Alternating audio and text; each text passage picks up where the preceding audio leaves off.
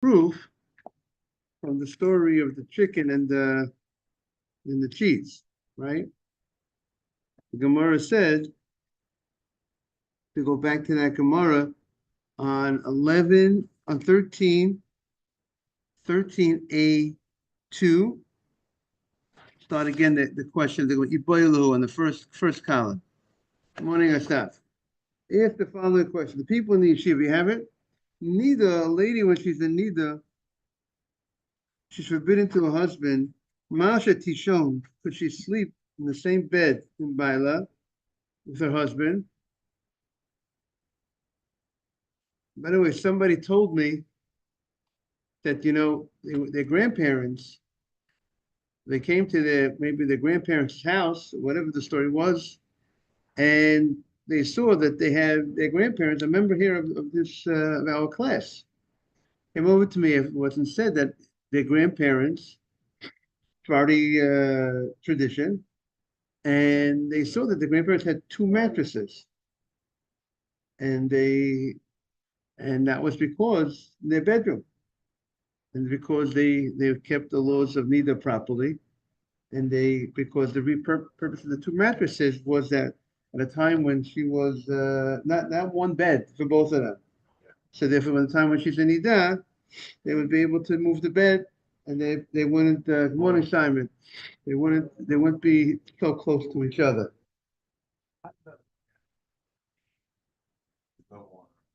No, so once she's not a nida anymore. So let's say when during the time that she has a cycle, but let's say when she's clean during that time period. Let's say, so you put the beds together, two beds that come together. So now, even when you have two beds together, you have each bed is usually large enough that could contain two people. It's not that the two little each bed can only contain one person. Two nice sized beds. Yeah. So that's what people have, two nice sized beds. So when she's not a nidah, if they want to sleep on the same bed, whether they're having relations that night or not having relations that night, there's enough room for both of them.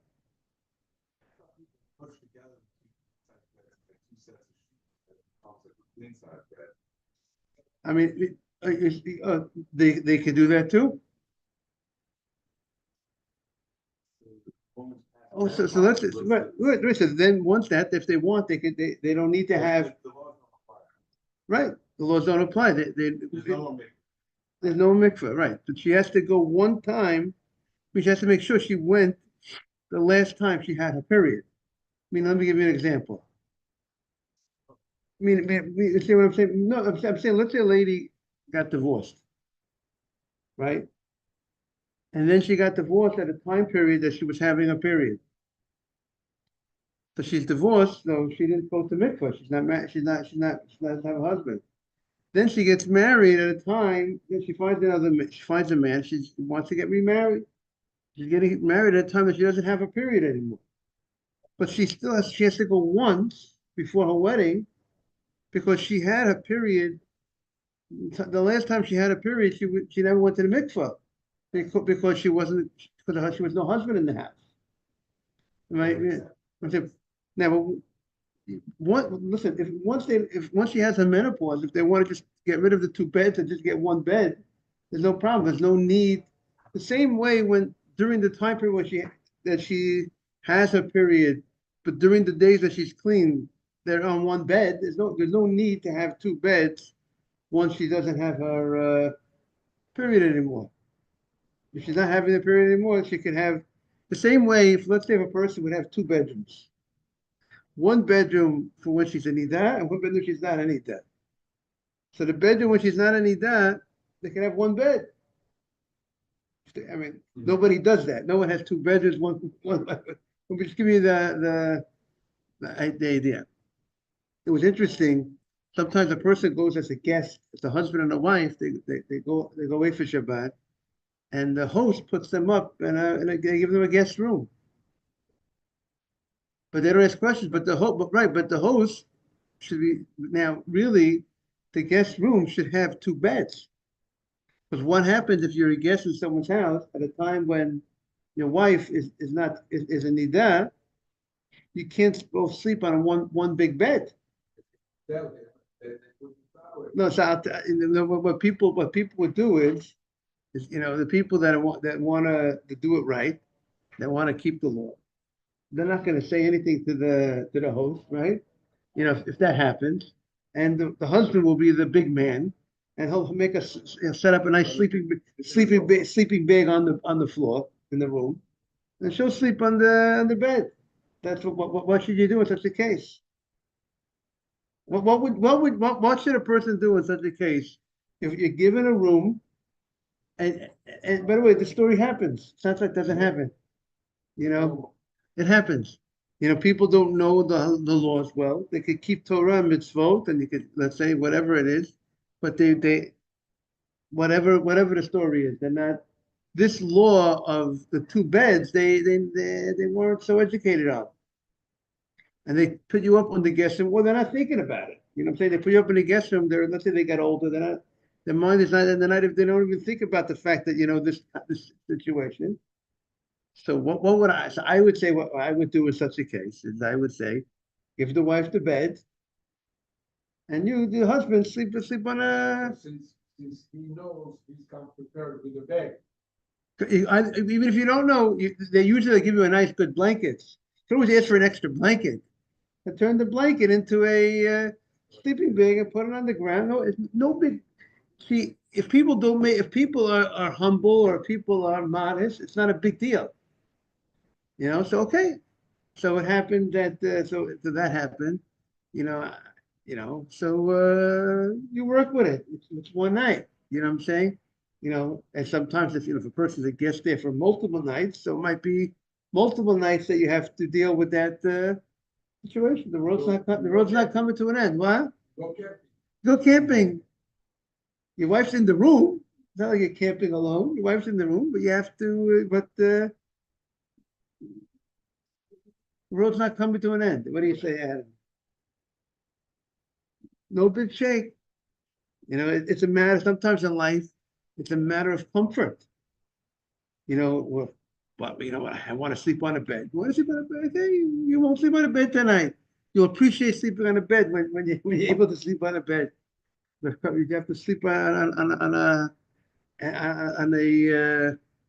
there are some people that might think, you know what, when she's in Nida, they'll have one bed the whole time. When she's in Nida, the husband will sleep on the couch.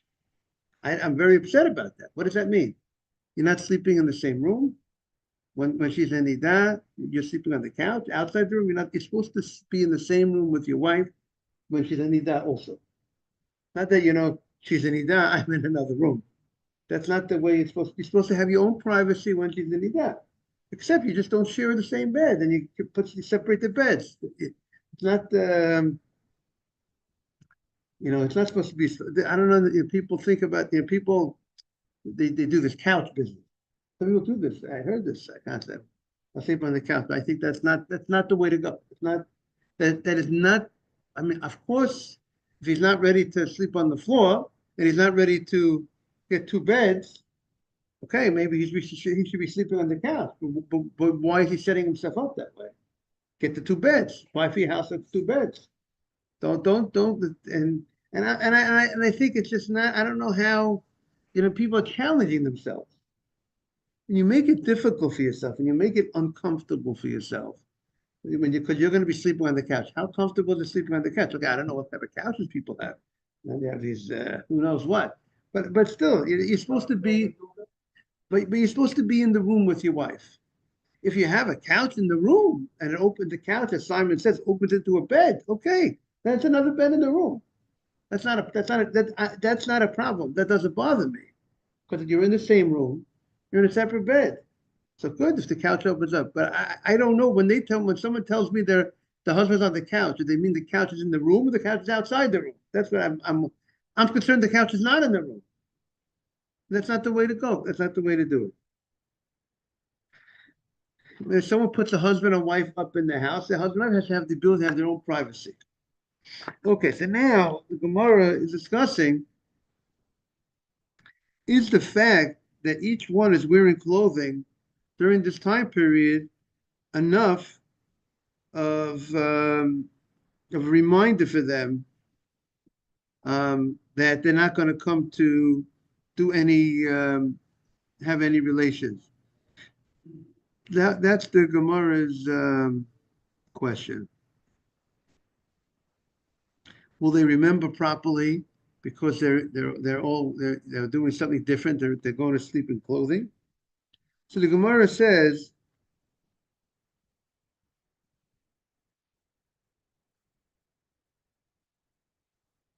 now Amar Rabbi Yosef says, Tashma, come in here. I'll bring you the following situation. Ha'uf ole magvin al shulchan. There's a question, argument, can chicken go on the same table with cheese or not? So Beishamai here is a rare case that he's more lenient. He says you can actually have the chicken and the cheese on the same table, but the ein nechal, but you can't go ahead and eat the cheese and the chicken together. Of course, you can't eat cheese and chicken together. As we said, this is going with the opinion. Seems to be a very, very strong opinion in halacha that chicken and cheese is a rabbinic prohibition because meat and cheese is the biblical issue of cooking meat and cheese together. Torah talks about a gedi. You cannot cook a goat in the milk of its mother. So a goat is more of an animal family, not fowl family. And but the rabbis said that they made a decree, a rabbinic fence, to say you can't have chicken and cheese together.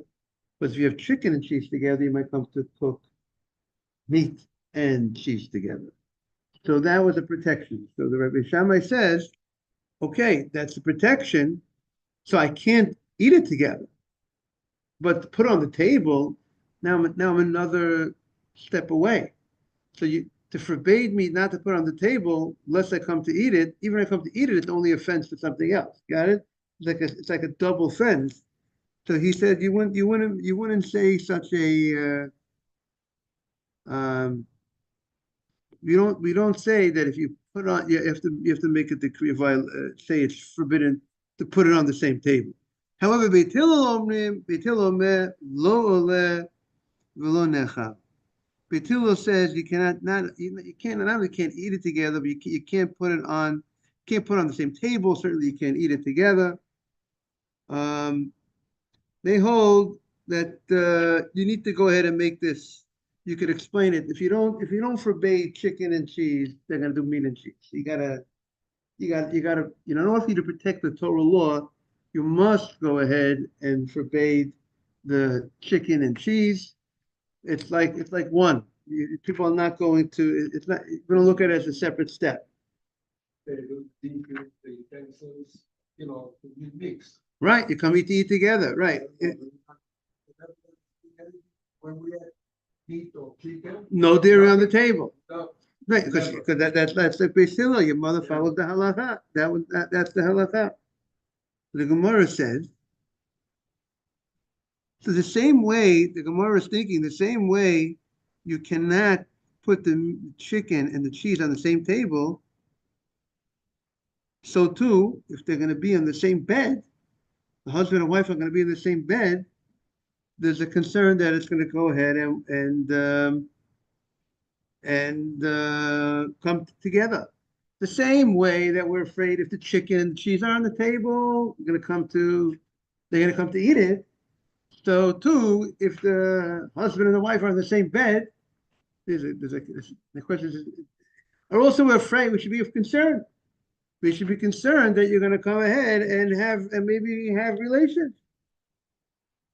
So the Gemara says, and the Ritva says the following: the Kal V'chomer, meat, cheese, and chicken. there's not such a strong desire to have cheese and chicken together. It's not like, it's not like the world's biggest gift to have cheese and chicken together. Nevertheless, the rabbis were concerned. Bittilo says, we're concerned you're going to come to eat the cheese and cheese. You have it on the same table, you're going to come to eat it together.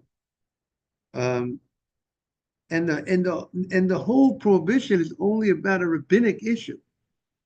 Meaning, if I go ahead and I eat this together, if I go in and I eat this cheese and chicken together, what did I violate? A rabbinic law. Because we're saying the Torah law is what? Meat and chicken and cheese together. Nevertheless, the rabbis were concerned and they said, don't have that cheese and chicken on the table. So certainly a husband and a wife, where they have a much strong desire naturally to be together, and it's a biblical issue concern. Meaning, if they're both on the same bed and if they go ahead and they actually go with each other, they're violating the serious biblical prohibition of sleeping with a nida, which carries with it a terrible punishment of kareh. So certainly we should be concerned and forbade them to being together on the same bed. That's what the Gemara wants to say. And the Gemara says that you can't compare the two. Good morning, Mark. Good morning, Rabbi. Good to see you. Nice to be back. Thank you. Yes. So the Gemara says, Mark, we have a fascinating question in the Gemara. The question is, a husband and a wife, during the time that she's a nidah, that she's forbidden to the husband, what's this? If she goes ahead, if they do something like if he's wearing his clothes and she's wearing her clothes, are they allowed to be on the same bed? The Gemara understands that if they're not wearing their clothes, there's no question they can't be on the same bed. We have to protect that they're not going to come and sleep with you, be intimate with each other. But if he's wearing clothes and she's wearing clothes, is that enough to serve as a reminder and not to worry that anything's going to happen? That is the Gemara's question. And the Gemara opens up with a comparison to chicken and milk on the same table. That Beit Hillel says you can't even have chicken and cheese on the same table because we're afraid you're going to come to eat from the chicken and the cheese. If you're afraid you're going to eat from the chicken and the cheese together, certainly you should be afraid if your husband and a wife are going to be in the same bed, and even though he's wearing his clothes, she's wearing her clothes, then they're going to come to chas v'shalom, be intimate with each other. So that was the Gemara's, and Mark is enjoying the question, right, Mark? Fascinating question, right? It's a funny question. When we were kids, we used to have, they put a mechitza on the table. If some kids were eating like chicken, little nuggets or things like that, someone else was eating dairy. We used to put like a thing on the table to cut off. Like a Connect Four on the table. Exactly. To block and separate, to remind them. Right. Okay, go ahead. But it sounds like even with a mechitza, the bed's the NG. No good. Okay. So the Gemara is suggesting, it's thinking that maybe the same way the chicken and the cheese. Now, you pointed out, Mark, the idea of having that mechitza. So the question is, here you have this, she's wearing her clothing, he's wearing his clothing. Is that going to act as some sort of like a mechitza? Would that be sufficient? Maybe when you have the cheese and the milk and the meat on the table, you didn't do anything. Yeah. Are they going to bed for the night, or they're just like in the day lying down for a minute? Because then it could be like a sofa, like a couch. You sit on a couch, so Okay, good point. But you should know the halacha. Interesting, just the halacha. If you sit, it's interesting. Okay, we're not going to get. We'll. This idea, if you feel each other's weight, depends what type of couch you sit on together. Say if you sit on a hard couch, it's not a problem. If your guy's sitting next to your wife, and you feel each other's weight, that's a different question. But that we're not going to get into that at the moment. But getting back to this question, The Gemara doesn't distinguish. The Gemara seems to be saying even at night, but the language of the Gemara is to sleep. We're talking about nighttime. So you're going to sleep. Can you sleep in such a situation, in such a fashion? So the Gemara wants to compare it to the cheese and the milk, cheese and this chicken, that you can't do it. So the Gemara says, but you can't compare the two. The Gemara says, why? Shiny hatam the lekadeo. There's no, when you cheese and when it's cheese and chicken, and it's about you. You're the one man, and you have cheese and chicken on the table. There's nobody to remind you, to remember. Don't mix the cheese and the chicken together. You're eating, and you might come to eat from it. However, when you have two people, the husband and the wife, if the husband starts saying, starts making a move towards his wife, so his wife could tell him, you know what, I'm gonna need that. You have to remember, it's very possible that when a lady's in nidah and a man can't be physical with her, it's possible a man might forget that she's in nidah, and the wife says, yeah, I'm in nidah. Or the wife might want to try to be physical with her husband. The husband reminds her, you're in nidah. So maybe you can't compare the two, because here when you're dealing with people, so then maybe it's better than the chicken and the cheese, where you're just dealing with one yourself, and there's no other one to remind you. But you ever forget? You forget. But when you have a reminder, now you're in much better shape. So maybe the Gemara says maybe you can't. It's not a comparable case. Your Honor, you can't. You want to bring me from a precedent on the books. It's not a match. That's what the Gemara is suggesting. And the Gemara is hachinam mistavra. And also, it is logical that when there is multiple people, when there's someone, that more than one person, one could remind the shiny, it's different. The Tani say for the end, the later clause over there regarding the cheese and the chicken on the same table, it says, Rabbi Shimon Gamliel says, if you have two guests, two guests come to an inn, and they're sharing the same table at the inn. The two guests could share a table. They could eat on the same table, even though one's eating meat, one's eating chicken. So now we even made it stronger. Not the cheese and chicken, not cheese and chicken, but meat and chicken, meat and cheese. Which we said meat and cheese is, everybody holds it's biblical. If you would cook it together, you'd be forbidden to cook it together. If it's cooked together, you can't eat it together. It's a higher level prohibition. So, nevertheless, if there are two guests that don't know, and the Gemara's going to explain it a little bit. Let's say you don't know each other. You're two guests, random guests. You came from New York, you came from California, and we're sitting in an inn. I'm eating my sandwich, you're eating your sandwich. We don't have to be afraid. We say we're not afraid that you're going to come to, I'm going to eat. If I'm going to say, sir, would you mind, can I share some of your meat? You're going to, we'll remind each other that, this is, you're having dairy. So we see when there's two people involved, one guy's eating meat and one guy's eating cheese on the same table, it's allowed. Because why? Because they're not going to one. So the Gemara is thinking they're going to remind each other. But now Mark is saying, Rabbi, what do you mean? So why did my family have a connect four between? If we have two people, each will remind each other. The Gemara is going to say this. The Gemara is going to clarify this law in a moment. The Gemara is going to say, but at this point, before we explain this step, the Gemara wants to show you that two people is different. Two guests coming to an inn, they could share that same table that Adam is sitting on. One guy from California, one guy from New York could sit at the table, one guy's eating his meat sandwich, one's eating his dairy sandwich, no problem. The Gemara says, so too, because they're reminding each other. So maybe the same thing, the husband and the wife don't remind each other. You can't, don't touch, So the Gemara says back, but that law is only if the two guests don't know each other. But if I come to a table with Adam, we're both coming as guests in an inn, but we're friends with each other, then we don't allow Adam to have his cheese and I have my meat at the same time, because I might share from his food. When we don't know each other, we don't recognize each other, we're not going to come share from each other's food.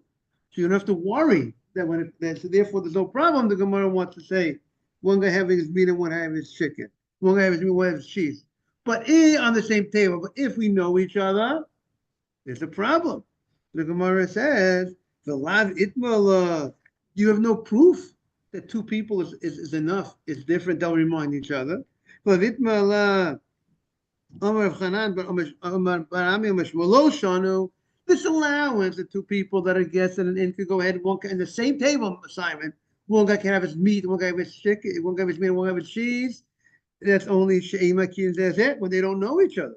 But if they know each other, then asurin, they're afraid. People eat from each other's, friends eat, can I share some of your fries, some of those wings, or some of those things. We don't rely each guy was going to remind each other. So the Gemara says, Hachinami. So too the Gemara says, the husband and the wife, they know each other, right? They recognize each other. I hope they know each other.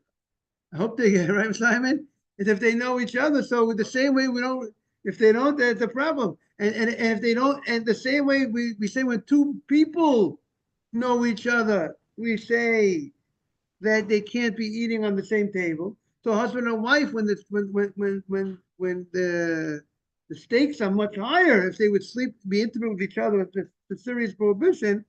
Certainly, we should be afraid for husband and wife in one bed. So the Gemara says maybe it's not comparable. You know why? Remember what Mark said? Mark said if there was a connect four between the guy eating the cheese and the guy eating the other thing, that would be good. Because you did something, a shinui, did something that's different, that's going to remind you. So too, the Gemara says, so too, by the husband and the wife, we have, not only do we have one point, we have people that can remind each other, but that's not enough, as we see by the two guests in the inn, reminding each other is not enough, but we are reminding each other to possibly, plus the husband and wife did something unusual, they're wearing clothing. So when they're wearing clothing, you don't have to. It's not less of a concern. They're going to come to that reminds them of their status. But therefore, but over there, shini leka, it's true by the case of the two people who in the inn, there are people, but that's not enough because there's no shinui. They didn't do anything different. But the husband and the wife. They have two things going for them. Number one, they could possibly remember to remind each other. And also, there's something different going on here. They're wearing clothing. They're going to bed with clothing on. And therefore, that should be enough to remind them. That's what the Gemara is suggesting. And therefore you can't. It's not comparable to the cheese and the chicken. The cheese and the chicken, or the two. It's not comparable to the two people in the inn. Two people in the inn. They didn't do anything to make it. The only thing going for them that they shouldn't sin. Good morning, Mark. Is that they can remind each other, but they didn't do anything different. The cheese is there, everything is in the open. The chicken is there, the cheese is on the table, everything is ready to go. There's nothing there stopping. There's no connect forum between them to remind them. They got to rely on each other to remind each other, and that's not good enough if you know each other. But maybe when you have a husband and wife, maybe the Gemara is suggesting perhaps different. Maybe it's because in this case, not only to remind each other, but they also have done something different by wearing the clothing. Ikadi Amri, others say the following. Some say this is how the Gemara read. Tashma, meaning when the Gemara originally had the question, can you go ahead and if the husband and wife, each one is wearing their clothing, can they be in the same bed? Shimon Gamliel Omer, and Shimon Gamliel says, Shnei achsanoim, two guests, ochlin al shulchan echad. Two guests can eat on the same table. One person eats basa, and one person eats gvina. Vitmala. One guy's eating the meat, and one guy's eating the cheese. And we said, when could they eat on the same table if they don't recognize each other? If they know each other, you can't eat on the same table. And therefore, the Gemara, that's how the Gemara originally wanted to answer the question. The same way if you know each other, you can't be on the same table. So too, husband and wife can't be in the same bed. And the Gemara says, say it again. Also, the Gemara says, that's the Gemara said you can't compare the two. Hatam deot ikoshini leka. There's only people. You can't rely on people reminding each other. But here of halacha, ika deot ikoshina. The question is this different? Having the wearing the clothing, is that good enough? Together with the fact that they're going to remind each other. Your case is they're not looking to remind each other. I want to wish everyone a beautiful day. We'll continue tomorrow on this the search of the answer to this question. Okay, obviously the answer is going to be you can't. Anything on the couch, you can't do it, but it's all you can do. I mean, okay, so quick. The couch. All